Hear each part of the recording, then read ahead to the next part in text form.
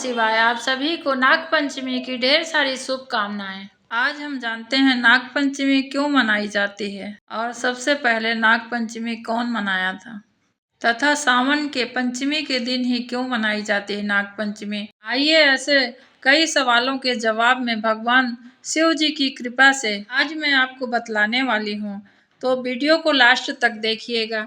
मैं मंजू मिश्रा ध्यान सोच चैनल से आपका स्वागत करती हूँ। शुरू करते हैं कि भगवान शिव जी की पूजा नाग पंचमी का क्या संबंध है सावन से।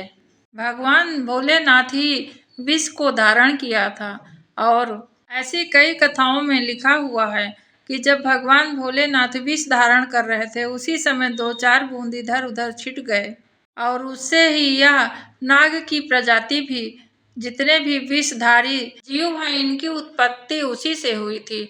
तो यह सब भगवान भोलेनाथ ही धारण कर सकते हैं, इसलिए हम सावन में पूजा करते हैं भगवान भोलेनाथ की कि हर कष्ट से हमें बचाए रखें। नाग पंचमी की कथा मैं आपको बतलाने वाली हूँ, आइए जानते हैं। नाग पंचमी एक ऐसा त्योहार है जो भारत में लंबे समय से मनाया जा रहा है। अग्नि पुराण में, स्कंद पुराण में और नारद पुराण, गरुड़ पुराण में और कई अन्य पौराणिक ग्रंथों में भी नाग पंचमी का उल्लेख मिलता है। पौराणिक कथाओं के अनुसार हमें नाग वंश के अस्तित्व का उल्लेख मिलता है। भगवान ब्रह्मा के पुत्र कश्यप ने प्रजापति की पुत्रियों क्रुदु और विनता से विवाह किया था। क्रुदु से नाग वंश का जन्म हुआ था। गरुड़ पुराण में भी यह बात बताई गई है कि नाग पंचमी पर नाग देवताओं को दूध और मिठाई क्यों चढ़ाई जाती है। इस ग्रंथ के अनुसार ऐसा इसलिए किया जाता है क्योंकि इससे हमें जीवन में अच्छी चीजें प्राप्त हो।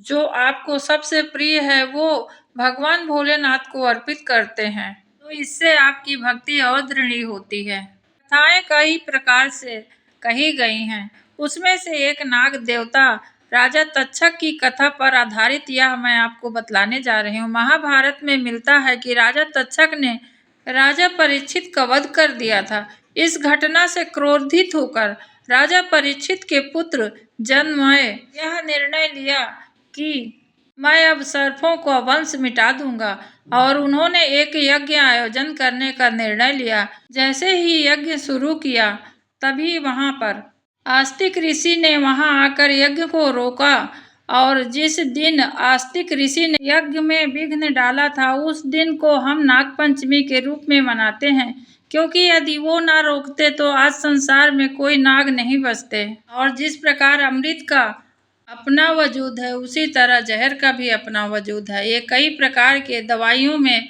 औषधियों में आज भी काम आता है। एक प्राचीन कथा और मैं आपको बतला दूं। प्राचीन काल में एक सेठ जी, उनके 7 पुत्र थे।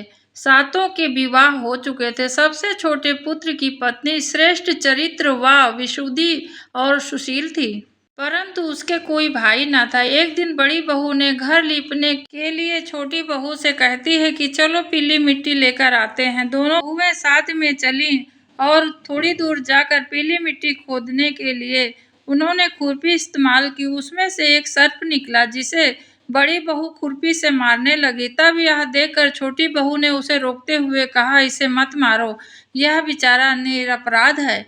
इसके घर में आप मिट्टी लेने आई हो, यह आपके घर नहीं आया है। यह बात बड़ी बहू ने सुनकर उसे नहीं मारा। तब सर्प ने एक छोटा सा स्थान पाकर जाकर वहीं बैठ गया और छोटी बहू कहती है कि हे देवता सर्प देव, तुम यहाँ बैठे रहो और मैं थोड़ी देर में वहां से लौटती हूँ अपने घर से। और वो अपनी जेठानी के साथ मिट्टी लेकर घर में चली गई। दूसरे दिन उसे याद आया कि मैंने उस सांप को बोला था कि यहाँ बैठे रहो और मैं उसके पास वापस गई नहीं हूँ।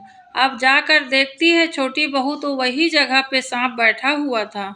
वो भाव विभोर होकर कहती है, ये भैया, मैं तुमको बड़ी दंड दे दी, तुम यहीं बैठे हो अभी तक और मैं तुम्हारे लिए देखो दूध लेकर आई हूँ, कल भूल गई थी और तुमसे क्षमा भी मांगती हूँ। तब सांप रूपी देवता कहते हैं कि तूने मुझे गलती से भैया बोला है, परंतु मैं तुझे आज से सच्चे मन से अपनी बहन मानता हूँ। यदि तेरे साथ कोई कुछ अभद्र व्यवहार करे तो मुझे जरूर बतलाना और तुझे क्या चाहिए वह भी मुझसे मांग ले वह बोली, भैया मेरा कोई इस संसार में नहीं, तुम मेरे भाई बन गए, यही मेरे लिए बहुत है।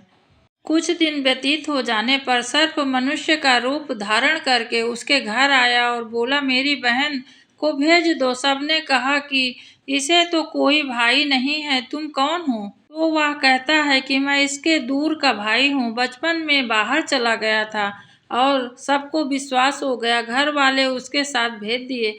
उसने मार्ग में बताया कि मैं वही सर्प हूँ, तुम मुझसे डरना नहीं बहन। और वह अपने बिल में गया और वहां से सोना चांदी लेकर और पास के गांव में गाय का दूध लेकर आई और उसे फिर से पिलाकर वापस आ गई अपने ससुराल। अब जब ससुराल पहुंची छोटी बहू तो सोना चांदी जवाहर आभूषण एक से एक उसके पास देखकर सारी जेठानियां ईर्ष्या करने लगीं और कहा, तेरा भाई तो बड़ा धनवान है, उससे और भी धन लाना चाहिए तुझे। सर्प ने यह वचन सुना तो वह और वस्तुओं को लाकर उसे दे दिया। यह देखकर बड़ी बहू ने उससे अधिक जलने लगी और उस गांव के राजा को कहती है, सेठ जी की छोटी बहू का हार यहाँ आना चाहिए। राजा ने मंत्री को हुक्म दिया और वो हार लेकर शीघ्र उपस्थित हो गए। और हार जब सेठ जी ने अपने सेठानी को पहनाया तो उसके गले में वह हार ना था, वही सांप स्वयं चिपक गया।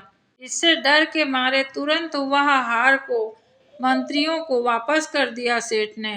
फिर वह छोटी रानी के पास हार वापस आकर दे दिया और कहने लगा, यह हार सिर्फ तुम्हारे लिए ही तुम्हारा भाई दिया है, इसलिए तुम ही इसको रखो, हमें माफ कर दो। और वह सेठ उस छोटी बहू को और बहुत सा पुरस्कार देकर संतुष्ट किया। तब उसी समय सर्प ने प्रकट होकर कहा, यदि मेरे धर्म बहन का आचरण पर संदेह प्रकट करते हो या चोरी लगाते हो या इसकी कोई निंदा करता है तो मैं तुरंत उसके पास जाकर उसे डस लूंगा।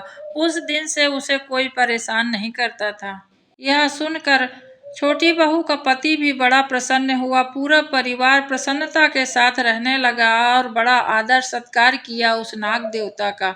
उसी दिन से यह नाग पंचमी का त्योहार मनाया जाने लगा। सभी स्त्रियां सर्प को भाई रूप मानकर पूजा करती हैं और वो हमें धन धान का आशीर्वाद देते हैं। यह कथा लोक कथाएं हैं, कई जगह दूसरे प्रकार से कही जाती है, कई जगह दूसरी प्रकार से कही जाती है।